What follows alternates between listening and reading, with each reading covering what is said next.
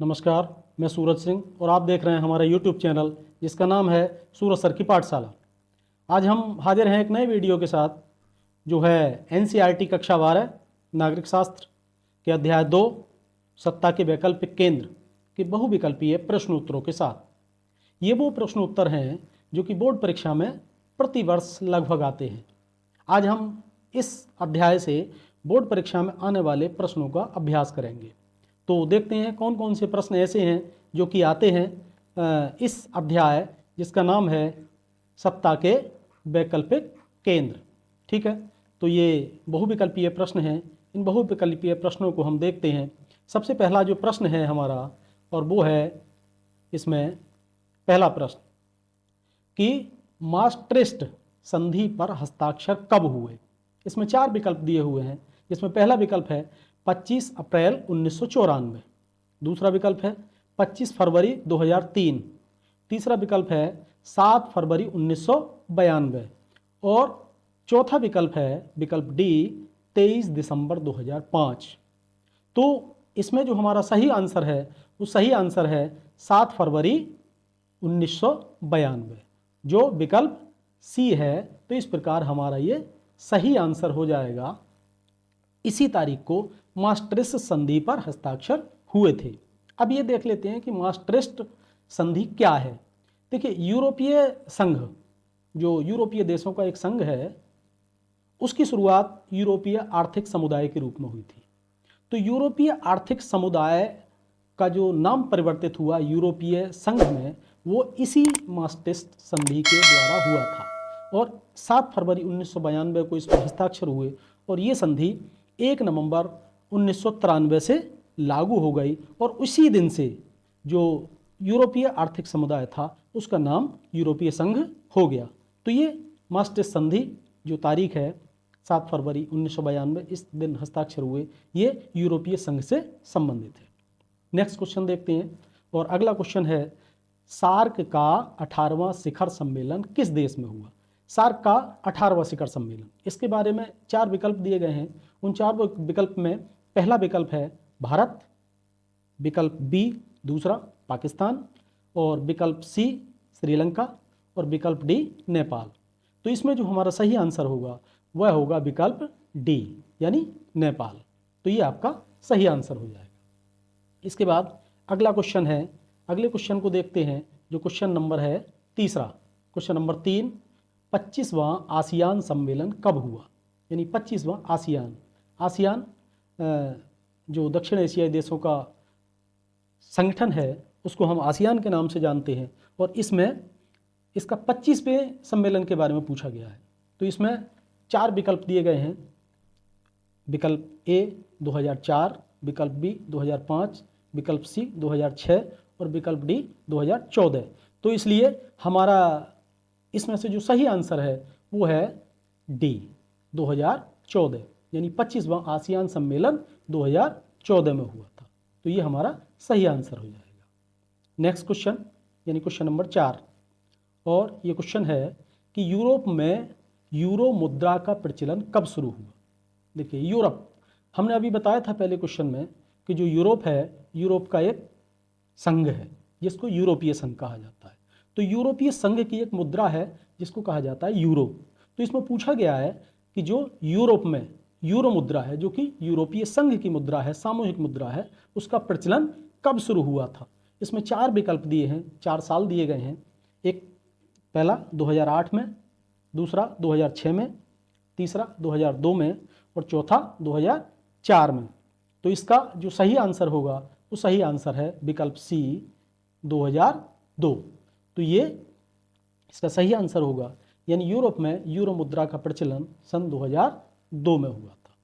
तो ये आपका सही आंसर है। अगले क्वेश्चन को देखें और अगला क्वेश्चन है 5वां क्वेश्चन कि आसियान किन देशों का संगठन है। आसियान के बारे में पूछा है। आसियान किन देशों का, यानी किस रीजन, किस क्षेत्र के देशों को मिलाकर आसियान नाम के संगठन का गठन होता है, इसके संबंध में पूछा गया है। इसमें भी 4 विकल्प दिए गए हैं। पहला विकल्प है विकल्प ए दक्षिण पूर्वी एशियाई देशों का, दूसरा विकल्प है विकल्प बी यूरोपीय देशों का और तीसरा विकल्प है दक्षिण एशिया के देशों का, और विकल्प डी है उत्तरी अमेरिका के देशों का। तो इसमें हम देखते हैं कि ये दक्षिण पूर्वी एशियाई देशों का संगठन है, यानी ASEAN, association for south east Asian countries, इसका ये फुल फॉर्म है। और इस तरह ये दक्षिण पूर्व एशियाई देशों को मिलाकर आसियान का गठन होता है, संगठन होता है। तो इस तरह से हमारा ये पहला विकल्प सही हो जाएगा। नेक्स्ट, अगला यानी छठा क्वेश्चन देखते हैं, और वह है कि चीन ने भारत पर किस वर्ष आक्रमण किया था। ये साल पूछा गया है कि जब चीन ने भारत पर आक्रमण किया। तो इसमें 4 विकल्प दिए गए हैं। पहला विकल्प है 1961, दूसरा विकल्प 1965, तीसरा विकल्प 1966 और चौथा विकल्प 1962। अब इसमें से जो सही विकल्प है हमारा, वो सही विकल्प है विकल्प डी, यानी चीन ने भारत पर 1962 में आक्रमण किया था। तो ये आपका सही आंसर हो जाएगा। अगला क्वेश्चन देखते हैं। अगला क्वेश्चन क्या है? अगला क्वेश्चन है 7वां क्वेश्चन कि 1950 में चीन द्वारा किस क्षेत्र को अपने में मिला लिया गया। यानी चीन ने 1950 में किस क्षेत्र को, यानी किस देश को अपने में स्वयं में मिला लिया। इसके बारे में 4 विकल्प दिए गए हैं। विकल्प ए है ताइवान, विकल्प बी है हांगकांग, विकल्प सी है तिब्बत और विकल्प डी है इनमें से कोई नहीं। तो इसको हम देखते हैं। इसका आंसर है तिब्बत, जो कि भारत का पड़ोसी देश भी है, भारत के उत्तर में है जहाँ नेपाल है, नेपाल के उत्तर में तिब्बत है, और तिब्बत को चीन ने 1950 में ज़बरदस्ती अपने देश में मिला लिया। इस तरह से हमारा जो आंसर है वो सी विकल्प है, और आंसर का नाम है तिब्बत। तिब्बत को 1950 में चीन ने अपने देश में मिला लिया। अगला क्वेश्चन 8वां, यानी सोनी, होंडा और सुजुकी, ये 3 कंपनियों के नाम हैं। पूछा गया है कि सोनी, होंडा और सुजुकी जैसे प्रसिद्ध ब्रांड किस देश से संबंधित है, यानी इनका किस देश से संबंध है, उस देश का नाम पूछा गया है। 4 विकल्प दिए हैं। पहला विकल्प दिया है चीन, दूसरा विकल्प कोरिया, तीसरा विकल्प भारत और चौथा विकल्प जापान। तो इनमें से एक देश से संबंधित है और वो देश है जापान, और यही हमारा सही आंसर हो जाएगा। तो इस तरह विकल्प डी इस प्रश्न का सही आंसर है। नेक्स्ट क्वेश्चन, अगला क्वेश्चन है हमारा क्वेश्चन नंबर 9, यानी उत्तर कोरिया एवं दक्षिण कोरिया के मध्य विभाजक रेखा है। कोरिया प्रायद्वीप में 2 देश हैं, उत्तर कोरिया और दक्षिण कोरिया। 1950 के दशक में इन दोनों का बंटवारा हो गया। पहले कोरिया एक ही होता था, बाद में दोनों अलग अलग हो गए, और जब दोनों अलग हुए तो दोनों देशों के बीच में एक सीमा रेखा निर्धारित की गई है, उसी के बारे में पूछा गया है। और इस सीमा रेखा जो निर्धारित की गई है वो निर्धारित की गई है एक अक्षांश रेखा को। एक अक्षांश रेखा दोनों देशों को विभाजित करती है, उसी के बारे में पूछा गया है कि ये कौन सी है।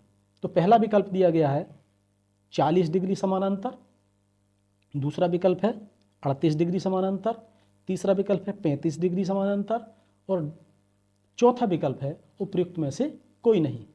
तो यहाँ जो दक्षिण कोरिया और उत्तर कोरिया को जिस अक्षांश रेखा द्वारा विभाजित किया जाता है वो है 38 डिग्री समानांतर। तो ये हमारा सही आंसर हो जाएगा।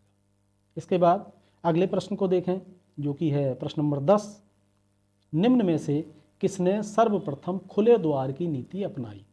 4 देशों के नाम दिए गए हैं, जो 4 विकल्प हैं, जिसमें पहला विकल्प है चीन, दूसरा विकल्प है दक्षिण कोरिया, तीसरा विकल्प है भारत और चौथा विकल्प है जापान। इन 4 में से एक ऐसा देश है जिसने सबसे पहले खुले द्वार की नीति अपनाई थी। तो इसमें जो हमारा उत्तर है वो होगा पहला, यानी चीन। चीन ने 1978 में खुले द्वार की नीति को अपनाया था। तो इस तरह हमारा ये सही विकल्प हो जाएगा। इसके बाद अगला प्रश्न हम देखते हैं, और अगला प्रश्न है प्रश्न नंबर 11। और जो प्रश्न है इसमें पूछा गया है कि यूरोपीय संघ के कौन से 2 सदस्य संयुक्त राष्ट्र सुरक्षा परिषद के स्थायी सदस्य हैं। यानी यूरोपीय संघ, जिसका हमने उल्लेख पहले ही प्रश्न में किया था, जो यूरोप के देशों, यूरोप महाद्वीप के अधिकतर देशों का एक संगठन है, उस संघ के कौन से 2 देश हैं जो कि संयुक्त राष्ट्र सुरक्षा परिषद के स्थायी सदस्य हैं। संयुक्त राष्ट्र सुरक्षा परिषद में 5 स्थायी और 10 अस्थायी सदस्य होते हैं। तो उन 5 स्थायी सदस्यों में से 2 यूरोपीय संघ के हैं, उन्हीं के बारे में पूछा गया है। इसमें 4 विकल्प दिए गए हैं। पहला विकल्प दिया गया है ब्रिटेन और फ्रांस, दूसरा विकल्प स्वीडन, तीसरा विकल्प इटली और जर्मनी, और चौथा विकल्प भारत और श्रीलंका। देखिए, भारत और श्रीलंका यूरोपीय संघ में नहीं है, तो ये हो नहीं सकता। इटली जर्मनी ये भी नहीं है। स्वीडन एक अकेला देश है, तो ये भी आंसर नहीं है। इसलिए एक जो बचता है विकल्प ए, ब्रिटेन और फ्रांस, ये हमारा सही आंसर है। ब्रिटेन और फ्रांस सुरक्षा परिषद के स्थायी सदस्य हैं। इसके अलावा जो 3 और सदस्य स्थायी सदस्य हैं सुरक्षा परिषद के, उनमें एक संयुक्त राज्य अमेरिका, एक रूस और एक चीन है। तो यहाँ 2 जो देश हैं वो यूरोप से आते हैं, और वो हैं ब्रिटेन और फ्रांस, और दोनों ही यूरोपीय संघ के सदस्य हैं। हालांकि ब्रेग्जिट के माध्यम से ब्रिटेन पिछले सालों में यूरोपीय संघ से अलग हो चुका है, लेकिन फिर भी ये हमारा सही आंसर है दिए गए विकल्पों के अनुसार। नेक्स्ट क्वेश्चन, क्वेश्चन नंबर 12, इसमें पूछा गया है कि यूरोपीय संघ की स्थापना कब हुई। यूरोपीय संघ की स्थापना पूछी गई है कि यूरोपीय संघ की स्थापना किस साल हुई है। 4 विकल्प दिए गए हैं। पहला 1942, दूसरा 1928, तीसरा 1992 और चौथा 1999। तो ये हमारा जो सही विकल्प है वो है 1992, यानी 1992 में यूरोपीय संघ की स्थापना हुई थी। तो ये आपका सही आंसर हो जाएगा। ऐसे ही अगले क्वेश्चन को देखते हैं। क्वेश्चन नंबर 13, आसियान यानी दक्षिणी पूर्वी एशिया के राष्ट्रों का संगठन की स्थापना 1967 में हुई। इस संगठन का एक सदस्य है। देखिए, इसके बारे में बता दिया जो कि आसियान है। अभी हमने पिछले क्वेश्चन में पढ़ा था आसियान के बारे में कि दक्षिण पूर्वी एशिया के देशों का संगठन है, जिसको कि आसियान कहा जाता है। उसकी स्थापना 1967 में हुई थी। यहाँ पूछा गया है कि इस संगठन का एक सदस्य है, यानी जो 4 दिए गए विकल्प हैं इनमें से कौन सा एक सदस्य आसियान का है, उसके बारे में हमें बताना है। इसमें 4 विकल्प दिए गए हैं। पहला विकल्प दिया है थाईलैंड, दूसरा विकल्प दिया है ऑस्ट्रेलिया, तीसरा विकल्प दिया है न्यूजीलैंड, और चौथा विकल्प दिया है इनमें से कोई नहीं। तो हम देखते हैं कि आसियान यानी इसमें इनमें से कोई नहीं, ये विकल्प नहीं सही होगा। न्यूजीलैंड ये दक्षिण पूर्वी एशिया का देश नहीं है, इसलिए ये सही आंसर नहीं हो सकता। ऑस्ट्रेलिया भी दक्षिण पूर्वी एशिया में नहीं है। एक जो अकेला बचता है थाईलैंड, ये दक्षिण पूर्वी एशिया के देशों में शामिल है, इसलिए यही हमारा सही आंसर होगा। और इस प्रकार पहला विकल्प इस क्वेश्चन का सही आंसर है। नेक्स्ट अगला क्वेश्चन जो है 14वां, और इसमें पूछा गया है कि निम्नलिखित में से कौन सा देश आसियान का सदस्य नहीं है। देखिए, यहाँ इससे पहले क्वेश्चन में पूछा गया कि निम्न में से कौन सा देश आसियान का सदस्य है, और इसमें इसके उलट पूछा है कि आसियान का देश कौन सा नहीं है। 4 विकल्प दिए हैं, इंडोनेशिया, मलेशिया, थाईलैंड और संयुक्त राज्य अमेरिका। हमने बताया था आसियान क्या है। आसियान दक्षिण पूर्वी एशिया के देशों का संगठन है। तो देखिए, इंडोनेशिया ये भी हमारा दक्षिण पूर्वी एशिया में के देशों में शामिल है। मलेशिया भी इंडोनेशिया का पड़ोसी है, स्वाभाविक सी बात है कि ये भी दक्षिण पूर्वी एशिया में शामिल है। थाईलैंड ये भी दक्षिण पूर्वी एशिया में है, लेकिन संयुक्त राज्य अमेरिका दक्षिण पूर्व एशिया में नहीं है, ये अमेरिका महाद्वीप में। इसलिए हमारा यही सही आंसर हो जाएगा, क्योंकि पहले तीनों ये आसियान के सदस्य हैं, जबकि संयुक्त राज्य अमेरिका आसियान का सदस्य देश नहीं है। नेक्स्ट क्वेश्चन 15वां क्वेश्चन, निम्नलिखित में से कौन सा देश आसियान का सदस्य देश है। देखिए, यहाँ फिर वही क्वेश्चन रिपीट किया है, लेकिन अलग तरह के विकल्पों के साथ। यहाँ पूछा गया है कि कौन सा देश आसियान का सदस्य देश है। इसमें एक भारत का नाम दिया है, फ्रांस का नाम दिया है, इंग्लैंड दिया है, 3 विकल्प हो गए। चौथा विकल्प दिया है इंडोनेशिया। तो भारत भी आसियान का सदस्य नहीं है। भारत चूंकि दक्षिण पूर्वी एशिया का देश नहीं है, भारत दक्षिण एशिया का देश है। फ्रांस यूरोप महाद्वीप का देश है, इंग्लैंड भी यूरोप महाद्वीप का है। इंडोनेशिया जो विकल्प है वो दक्षिण पूर्वी एशिया का है, इसलिए इस प्रश्न का यही सही आंसर हो जाएगा इंडोनेशिया, यानी विकल्प डी। नेक्स्ट अगले क्वेश्चन को हम देखते हैं, और अगला क्वेश्चन है जो कि 16 नंबर क्वेश्चन है, और इसमें पूछा गया है कि चीन की क्रांति किस वर्ष हुई थी। चीन की क्रांति के बारे में पूछा गया है। 4 विकल्प दिए हैं। पहला विकल्प 1947, दूसरा विकल्प 1949, तीसरा विकल्प 1951 और चौथा विकल्प 1954। तो जो चीन की क्रांति हुई थी वो चीन की क्रांति हुई है 1949 ईस्वी में, और इस क्रांति के जो नेतृत्वकर्ता थे उनका नाम है माओ त्से तुंग। तो ये विकल्प बी हमारा बिल्कुल सही आंसर है। नेक्स्ट अगला क्वेश्चन यानी 17वां, आसियान की स्थापना कब हुई थी? आसियान जिसके बारे में देखिए अभी हमने पढ़ा, एक क्वेश्चन में इसके आंसर का उल्लेख भी आया था, तो देखते हैं। पहला विकल्प 1961, दूसरा विकल्प 1967, तीसरा विकल्प 1970 और चौथा विकल्प 1971। हमने अभी पढ़ा था, आपने ध्यान दिया हो, अभी इससे पहले क्वेश्चन आया था उसमें इसका साल दिया गया था 1967, यानी आसियान की स्थापना साल 1967 में हुई थी। तो ये हमारा विकल्प बी सही आंसर होगा। नेक्स्ट अगले क्वेश्चन को देखें, 18वां क्वेश्चन है, यूरोपीय संघ के कितने देशों के पास परमाणु हथियार हैं? ये पूछा गया है कि यूरोपीय संघ के कितने देशों के पास परमाणु हथियार हैं। विकल्प दिया गया है, पहला विकल्प 1, दूसरा 5, तीसरा विकल्प 2 और चौथा विकल्प 3। तो इसका जो आंसर है वो आंसर है 2, विकल्प सी। अब कौन कौन से देश हैं? इसमें एक देश है फ्रांस, यानी फ्रांस के पास क्या है? परमाणु हथियार है। और इसके अलावा जो दूसरा देश है वो है ब्रिटेन, यानी 2 देश हैं जिनके पास, जो यूरोपीय संघ के सदस्य हैं, इनके पास परमाणु हथियार है। तो इस तरह से हमारा विकल्प सी सही आंसर होगा। नेक्स्ट अगला 19वां क्वेश्चन, और क्वेश्चन है कि मुक्त द्वार नीति का संबंध किस देश से था? मुक्त द्वार नीति का संबंध किस देश से था, इसके बारे में पूछा गया है। 4 विकल्प दिए गए हैं।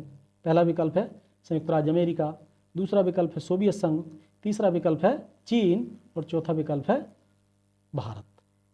इसमें जो सही आंसर है वो सही आंसर है हमारा संयुक्त राज्य अमेरिका, यानी मुक्त द्वार फ्री ट्रेड की जो पॉलिसी है वो संयुक्त राज्य अमेरिका से संबंधित है। अब जान लेते हैं क्यों। क्योंकि अमेरिका में जो नीतियां हैं वो और किस प्रकार की अर्थव्यवस्था है, मुक्त द्वार की नीति पूंजीवादी अर्थव्यवस्था से संबंधित है। तो सबसे पहले पूंजीवादी अर्थव्यवस्था संयुक्त राज्य अमेरिका में शुरू हुई और अमेरिका ही इसका नेतृत्व करता है। तो यहाँ पूंजीवादी जो अर्थव्यवस्था है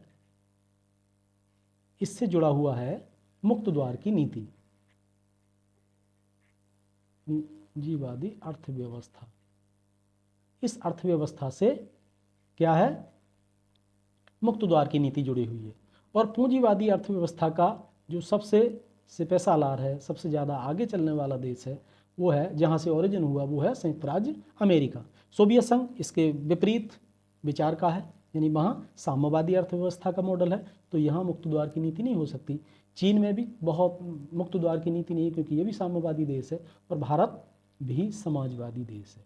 तो सबसे पहले संयुक्त राज्य अमेरिका ने मुक्त द्वार की नीति को अपनाया क्योंकि ये पूंजीवादी अर्थव्यवस्था वाला देश है। तो ये हमारा पहला विकल्प सही हो जाएगा। अगला प्रश्न देखते हैं हम, और वो है क्वेश्चन नंबर 20, यानी यूरोपीय एटमी ऊर्जा समुदाय का गठन कब किया गया?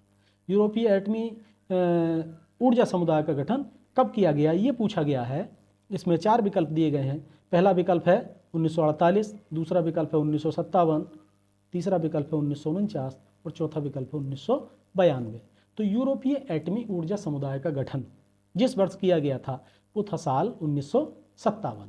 तो ये बी, विकल्प बी दूसरा 1957 हमारा सही आंसर होगा। नेक्स्ट अगला क्वेश्चन देखते हैं, वो 21वां क्वेश्चन है कि यूरोपीय आर्थिक समुदाय यानी यूरोपीय इकोनॉमिक कम्युनिटी का गठन किया गया। 4 सन दिए गए, 4 साल दिए गए हैं विकल्प के रूप में, इनमें से हमें अपना सही आंसर देखना है। पहला विकल्प दिया है 1948, दूसरा 1957, तीसरा 1949 और चौथा 1992। तो इसका भी जो आंसर है वो विकल्प बी सही है, यानी 1957। इस तरह से विकल्प बी 1957 हमारा सही आंसर होगा। नेक्स्ट क्वेश्चन को देखते हैं, और नेक्स्ट क्वेश्चन है 22वां क्वेश्चन और अंतिम क्वेश्चन, यानी मास्ट्रिस्ट। इसमें एक छूट गया ये मात्रा, मास्ट्रिस्ट। मास्टरिस्ट संबंधी का संबंध किससे है, यानी जो सबसे पहले क्वेश्चन आया था उसी से संबंधित है। हमने इसको डिस्कस किया था पहले में कि मास्टरिस्ट संधि का संबंध किससे है। 4 विकल्प दिए गए हैं। पहला विकल्प है यूरोपीय यूनियन, दूसरा विकल्प है यूएनओ, तीसरा विकल्प है सार्क और चौथा विकल्प है भारत। देखिए हमने बताया था कि जो मास्टरिस्ट संधि है उसमें यूरोपीय आर्थिक समुदाय का नाम परिवर्तित करके उसे यूरोपीय संघ के रूप में इस संधि के माध्यम से उसका नामकरण किया गया था।